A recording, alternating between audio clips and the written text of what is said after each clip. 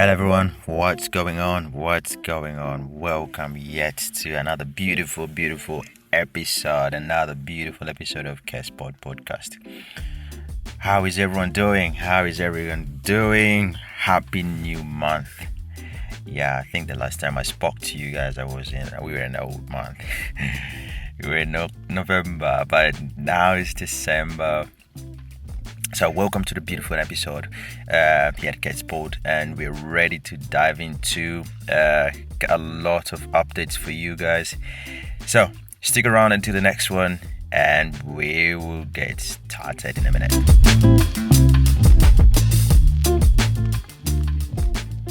All right, as I mentioned, it's a new month. Happy new month. The year is gone, 2024. Good Lord. Time flies. Like, we literally just started 2024 and now it's gone. It's December and it's the last month of the year. We all know that. I really like December. December is a month that really you choose to sit back and reflect on how your year has been. Like, that's the time, and I think even the weather supports that, because most of the times, if you're in a time zone which is like during December, you happen to be in a winter period, those winter evening, chilly evening, sitting on a sofa, scrolling through your gallery, looking to those photos of the travel photos, the places that you've been to, when outside is smelling like winter time and all the wood, and good Lord, that's why December is beautiful. And gearing up for Christmas and festivities. City, when you go to the cities all around, it lights up. I was taking some strolls around Athens Center. Then you can see the main Christmas tree. The usual yearly Christmas trees already up. Like the trees, but it's not very massive. I think the last year or 2 years ago, if I remember correctly, we had a really giant and beautiful Christmas tree put up. But this time they didn't go very big to it, but they did kind of design the park really well. They put multiple lights and all that stuff, candy stick kind of designs and all that stuff. Anyway, it's a really good one. But wherever you go in different parts of the city, there's a lot of different decorations on the different squares and all that stuff. They do tend to really decorate the Christmas time. But I think it's the same for every city. Where you go, this is the time for all that. So December is a really beautiful month. I like it, and I hope you guys are all there doing the same thing, trying to reflect on what you've done through the whole time. Did you achieve all those to-do lists that you set up in January?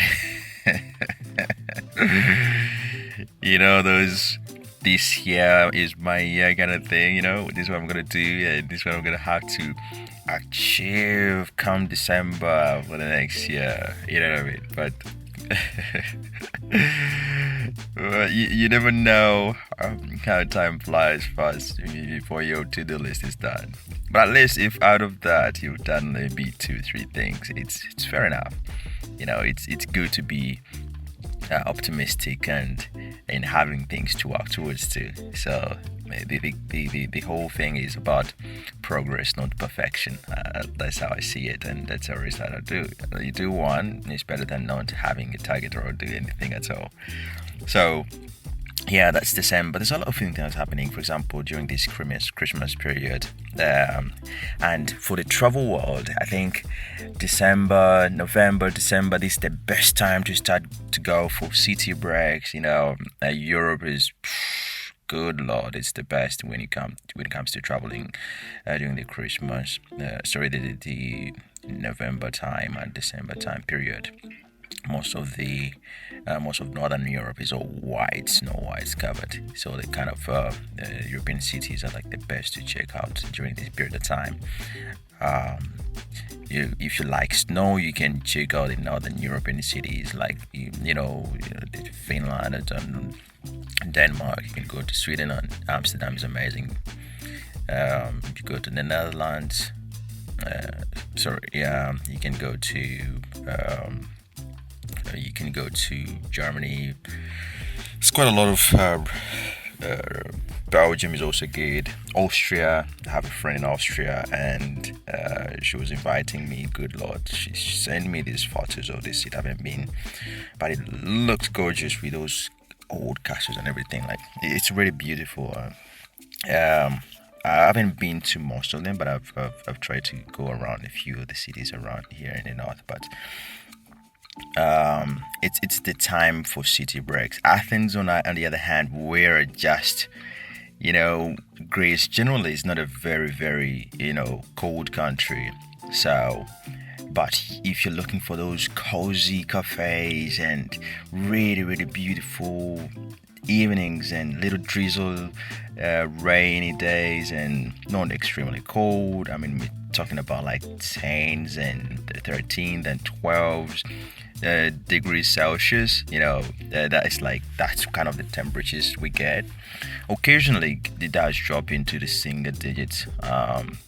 And this happens probably in the northern parts of the city, but most of the time it's around 13s, 10, like during throughout the winter, and we don't have like that kind of snow. And this year is different. It's they say it's gonna be a bit warmer than the previous years, of course. It's been raining though these days.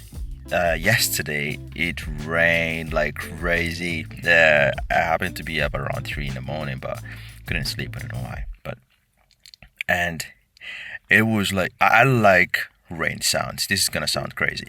So I woke up like around 3 in the morning, and I had some kind of thing. Like I feel like it was raining, because when you close your doors and it seals out all the noise, right?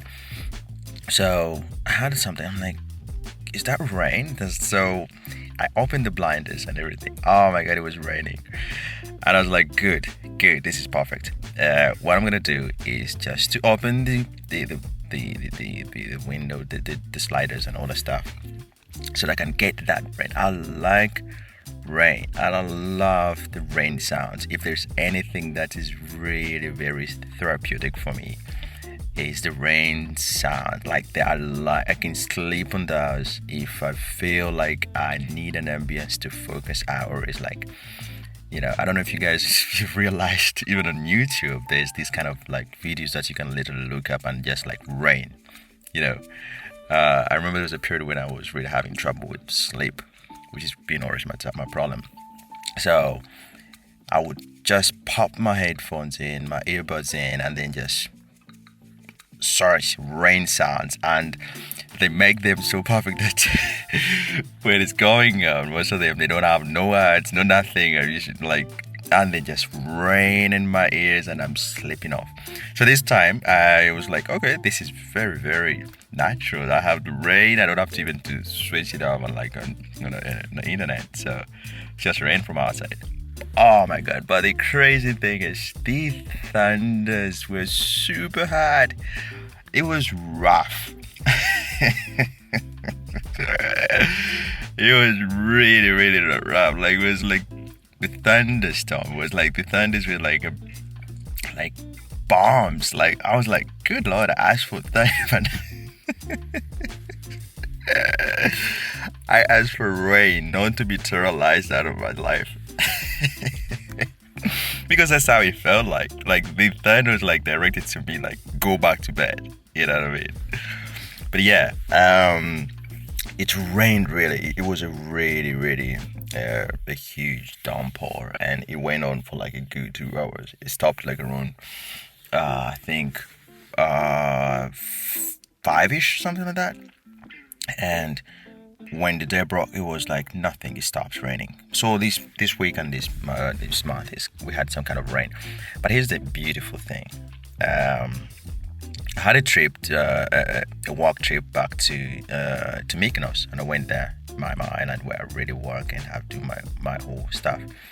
So I went back, and it was beautiful. Oh my god, I've never seen this thing for December to be that beautiful. The weather was warm. I went from Athens, all dressed up in jackets and all the stuff, like heavy layers. I was sweating when I was on the island. Good Lord, the sun, the sea was super calm. It was so beautiful, like so serene and very beautiful. If I didn't have like responsibilities in the city, I was staying there for the rest of December, man. That was really so beautiful because back in Athens was raining like crazy. Going to the island, which in real sense, or usually should be having the rough weathers and all the stuff, but it was really amazingly gorgeous. And I was speaking to my friend who lives there permanently. He was telling me that whole week they were like having this pure serenity. The sun is up and it's around 14 degrees, 15 degrees. It was a typical summer day. That's a beauty when it comes to weather, to the climate in Greece. The city never has snows. The island they never get cold like that crazy. It's a year-round place. That's why if you're planning, if you've never been to Greece, you definitely never. You have to come. And regardless of the part of the year, the period of the year, the summers, those are non-negotiable. You have to find a summer to travel. But if you happen to be like your schedule doesn't allow you to travel during like the summer period, but you can always visit like of the season, like let's say November, December. That's also good times. You're not gonna regret the adventure and what happens and the Greece has to offer. You can visit those villages, the winter villages. You can go to those little taverns and listen to this old little music and try some food, have some drinks. If you drink alcohol, you can have those really traditional Greek drinks. There is one of the now the Greek. If you've ever been to Greece and you try to drink this, this is one of my favorite thing I've ever tried. It's called rakomelo. It's a Greek kind of combination. It's a spirit, I would say, which is really strong as an alcoholic. It has like I think 40% proof of alcohol. So what they do, they mix it with honey. But during the cold months, like in December or these days, they serve it warm. So they get honey and that alcohol, which is called raki, Raki, and they mix it with honey, and they warm it, and maybe they drop in a cinnamon stick or cinnamon bark. Oh my god, that thing is crazy. You can try that drink or you can ask for it. It's called rakomelo because it's a combination of two things. You have raki, the alcoholic drink, and meli, which means honey. Meli is the honey, M-E-L-I. So meli is the honey. So they combine the two words to get a drink. It's like rakomelo, raki and meli, rakomelo. So that's how it's called. So you can write that one. I'm dropping gems for you.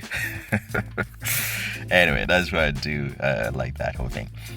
So it's amazing. So you find these ones in taverns. They're very cheap, like €1, €1.50, €5 can get a little bowl, and you just go for it, man. It's crazy. You got friends, and go out have a good time.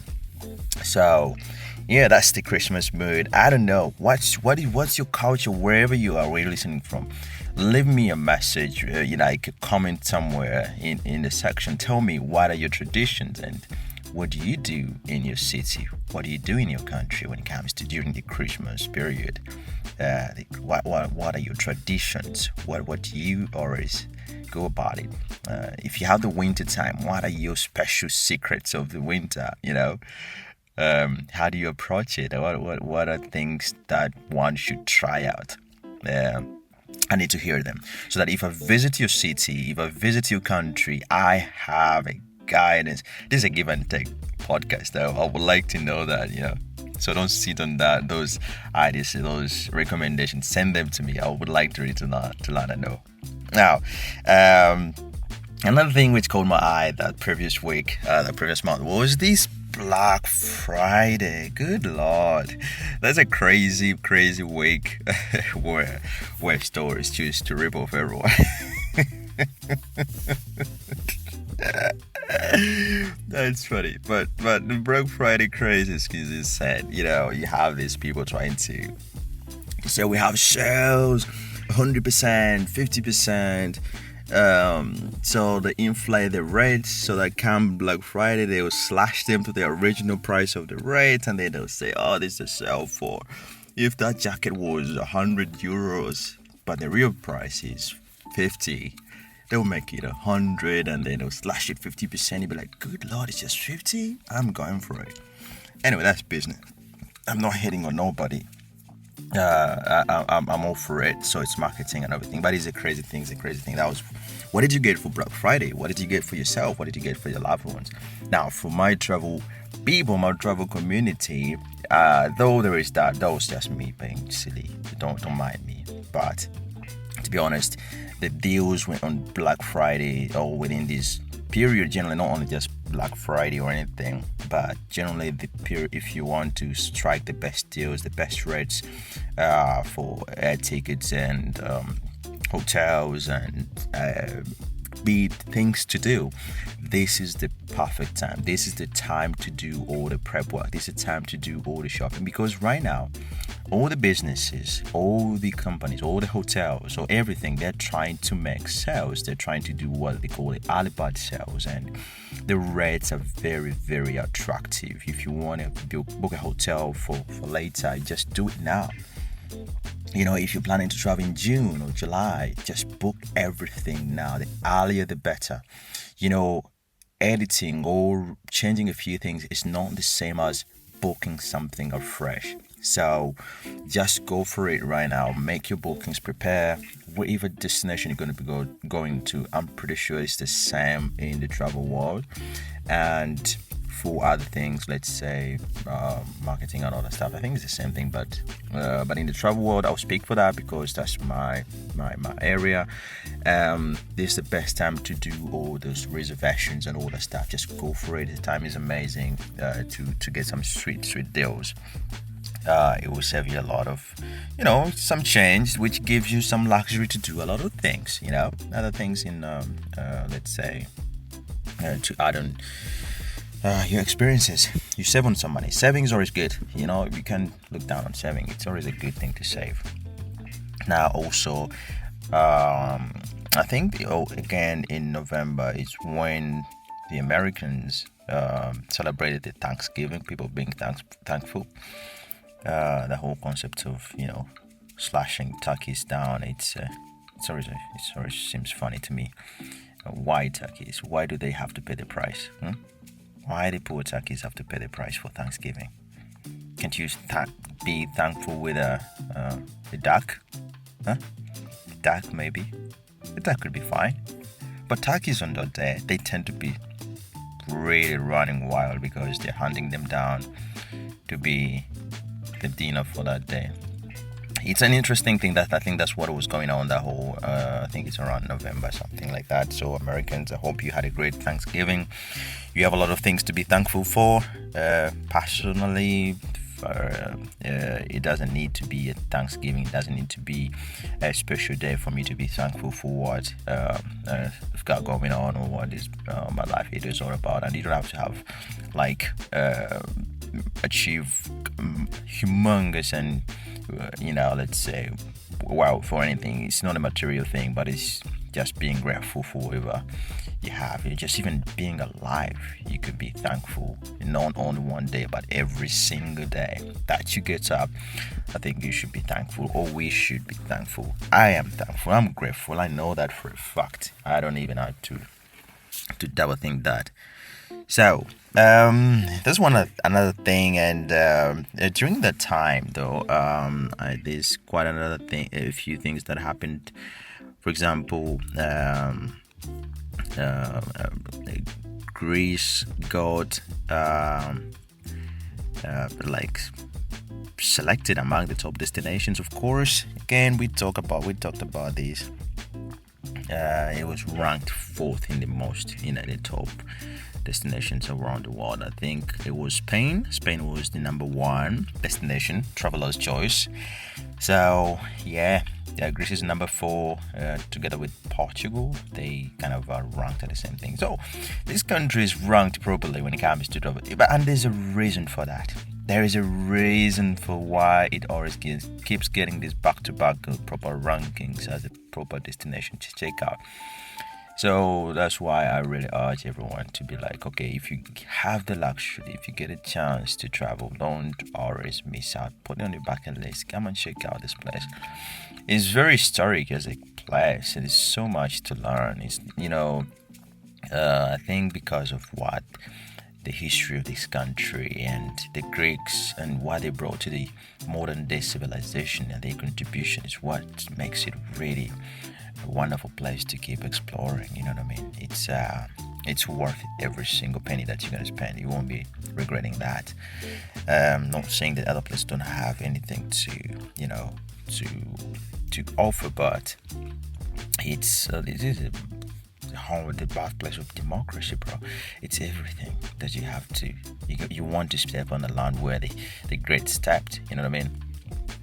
Now, speaking of land and moving and Greece and all that stuff, I'm gonna relocate.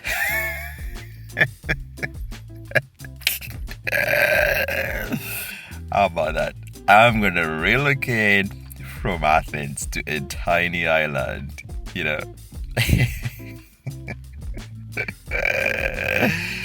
Listen, I was reading something and I found that there is a tiny island called Antikythera, and they're paying people to be there. So there you go. If you ever wanted to move to Greece, now they can pay you. There's an island in Greece, where they can pay you to live there. They can pay you 18,000 euros to live in this tiny island. It's very small.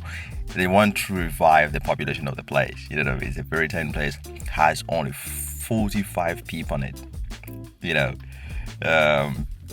This place is it's in between Crete and Peloponnese. So it's the state is offering 500 euros per month, which like to be there for families and all that stuff. They're trying to revive that place. It's a tiny place. And so if you don't hear from me for a while, I'm in Antikythera. I've gone to the tiny island and I'm getting paid for staying there.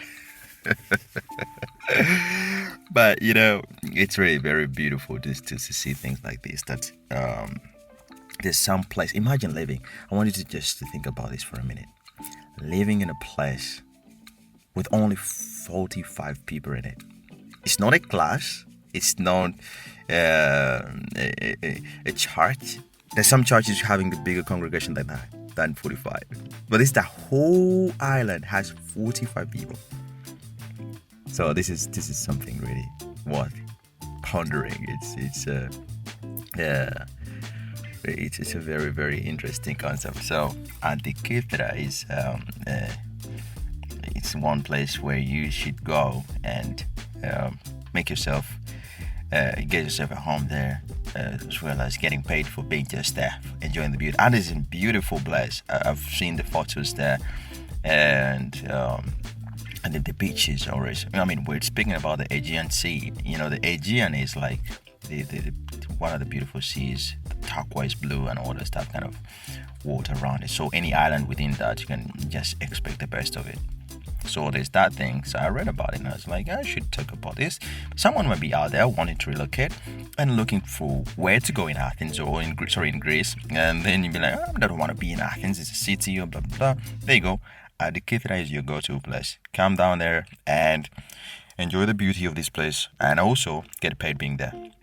Now, I don't know the intricacies of why and how they should get paid you and what are prerequisites. I'll find out. I will try to come back to you guys and let you know why they need. If you have to, if you want to move there, let me know, and I'll find to work things out for you. There you go. Those are the perks that you get from listening to this podcast. You get all these insider gems that you're not gonna find anywhere. So sometimes you saw these things happening and then you thought like, oh, it's just this comes, but it's real. It's real. They're paying people to move to this tiny place. So yeah, that's one thing I wanted to drop on you guys. Now, one of the things which also actually caught my eye was I would like an opinion on. No, actually, no, I wouldn't like an opinion because everyone has their opinion about this. I've heard a great deal of this ongoing, issue about the Greek sculptures that were taken before, by England. So the Greek government, they're trying to negotiate the return of those old sculptures, but the British government is kind of holding on to them. They're not letting these things go. It's a big dialogue. Some of these sculptures were taken way back in time, like the like 5th century, BC. The Parthenon sculptures are considered some of the most important artifacts of ancient Greece. So, according to the writings, they were removed by Lord Elgin while Greece was under the Ottoman rule. The Ottoman rule was really giant empire. That Ottoman was this is the modern day Turkey. That was the Ottoman rule. So, the British took them during that period of time, and they're in a British museum. So they claim that the sculptures were legally acquired. So while Greece says they were stolen. So there's this whole dialogue which has been going on and since 2021. So Britain is like suggesting to loan them and to bring, to give them for a minute and then bring back. And the Greeks are like, no, they want to bring their sculptures back because they belong to Greece. But in all fairness, if we go, if you think about it, how do you claim something that really doesn't even have to be, doesn't need to any proof to say that it says it's ours, it shows where it came from, and I don't know, you should, because this Greek history, it has Greek history written all over it, but for the sake of museums and all this stuff, why won't the British, if they want to maintain it, why don't they bring them up back in Greece? And if someone is really fascinated, by or wanting to learn about those sculptures, then they can come to Greece and learn from here, from where they came from, actually, from where they belong. Actually, not this, because this is where they belong. I think that would be more better than, because once you bring them back and you have a fuller picture, like a complete picture of everything. Let's say if it was a sculpture of, let's say, Athena, and she was here we have a base, and then you have the whole maybe part in England. Why don't you bring the part in England to sit on the base that's left in Greece to have a full statue, a full piece? Because now then the story is going to be full, because you have a whole picture of, let's say, the Parthenon or whatever the sculpture will be, or the what's this kind of the flying horse I really like is the Pegasus, because you can have a Pegasus on, we have just the wings and the head is not part here. So once you bring the head back, then you have the whole Pegasus here, and then you understand the whole story behind the whole thing. But it's showing the Pegasus without the head is half a story.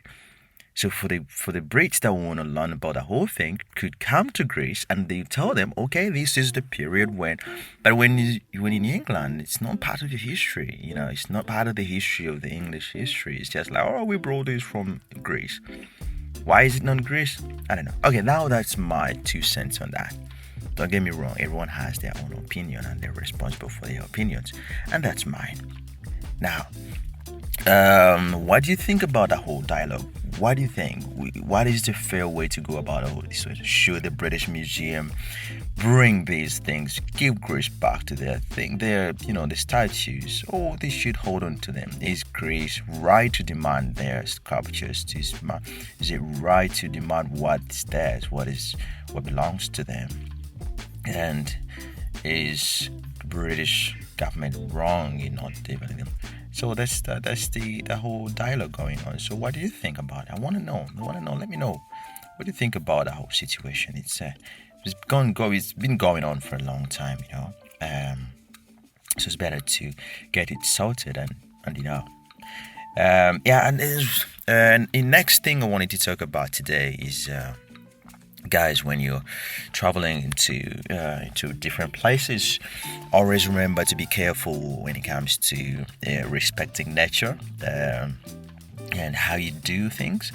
Because there's an article that was really, really very sad that I read, and I found that there is a 24-year-old Russian actress who lost her life in Thailand while practicing yoga on a rock. She was swept out to the sea by the waves.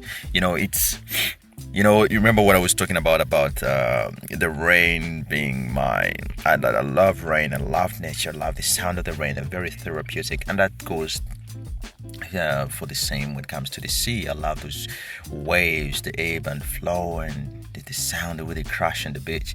But as much as I love these things, but I also am very respectful of these things. I'm very, very respectful of nature. I know how to be careful as well as I'm enjoying it. So if you're going out, for example, you love the sea, you love the sound of it, but it doesn't mean that you're gonna have to sit on the slippery rock and forgetting that these areas or these coastlines that always receive the tide, the waves are crashing. Sometimes they can be fatal. So this girl, just days before her wedding, she was practicing yoga, and then she died. She was swept into the sea by the waves and all the stuff. Anyway, there's some sad part to this. So it brings me to say that always be respectful and mindful of the places that you visit, and always try to be aware of the environment. If you're climbing those rocks, know where the limit is. As much as you want to make that beautiful memory and capture that beautiful shot, but also you have to remember safety comes first. It's very, very important, and you only have one life. So you have to be careful around it. Make memories, but in a safer way. We don't want to lose you. You still have more things to check out, and the places the world has to offer it is too much. So go for it. Now, there is what else do I want to talk to you about, guys? About is what else was that I don't want to talk about? I've talked about Christmas. It's good.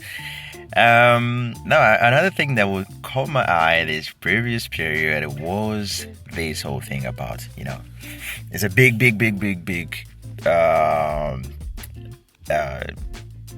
age old discussion that we're living with the AI age, and it's in everything. It's in everything, in every life now. It's here. It came.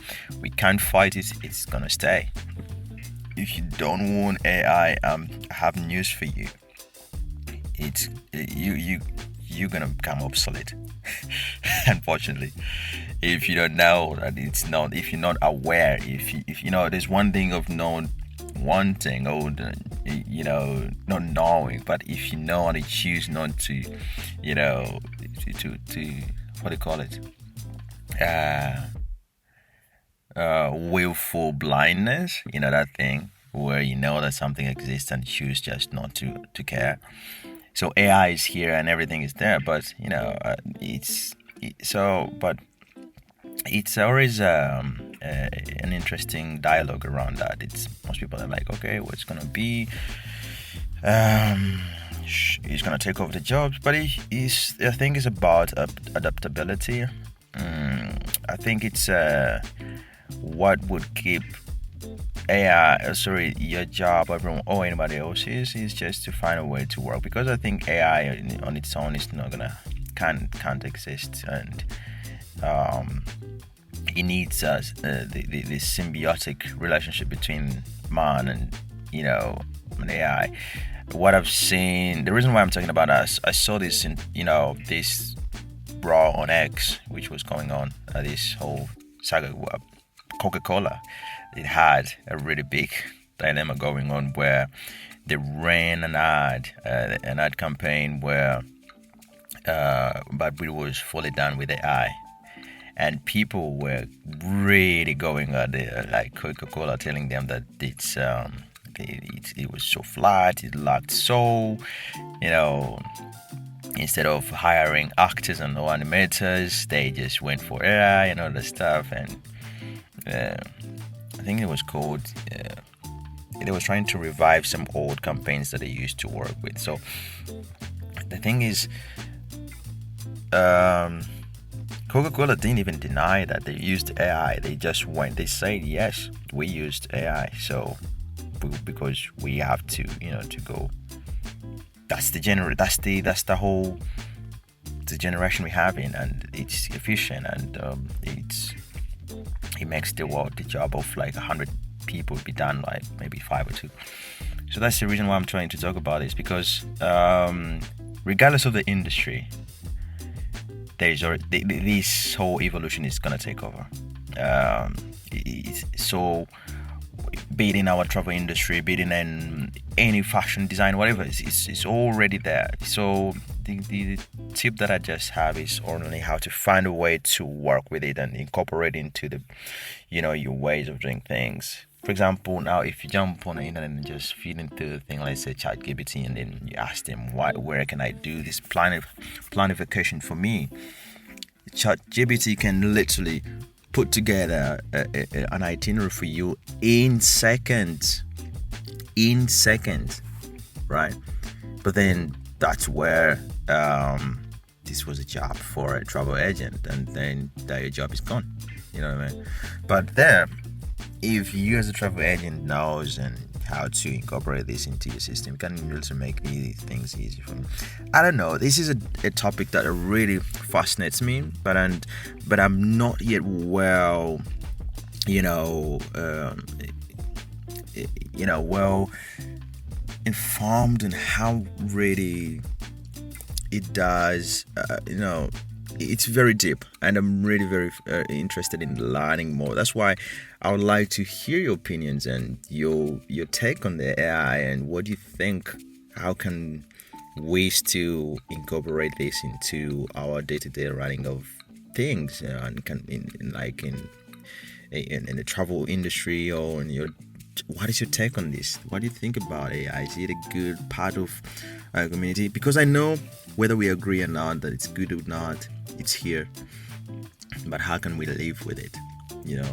How can we live with it and we still keep our souls intact? I'll leave you on that note. So, if you haven't listened to the earlier episodes of Cashport, I'm telling you, just go for it. Just check them out. They're really interesting. I have so many things in there. I have some beautiful conversations that I do have some few topics that I discuss. If you love Greek, updates, and you just go on in the earlier episode, you'll find some really beautiful information, some historical events, and the city and Greece and the country and travel, all the stuff in the news. I keep on going forward and trying to grow this gradually, slowly but slowly. As I told you, keep sending in those questions and the things that you want me to talk about. I've received some ideas, some questions from you guys. I want to prepare a deep episode about the questions that you send me, and we're gonna do that pretty soon. I think in the next episode and all the stuff. So I will do that. So thank you for doing that. Thank you for sending out, for reaching out, and for you if you're listening for the first time. So thank you for coming in and tuning in for today's episode. I hope it was entertaining for you.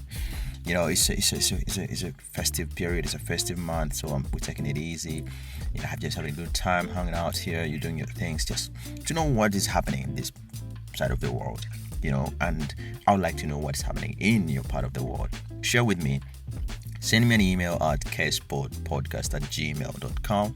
You can send me your emails, your thoughts, and also don't forget you can download this episode and you listen for later from anywhere you listen to your podcast from, Spotify or Apple Podcast and any other audio platform. So I think this was another beautiful episode, and I will leave you up to guys with this one. And I hope you guys have a great, beautiful month ahead. Stay safe, take care of yourselves, and I will catch you in the next one. I'm out.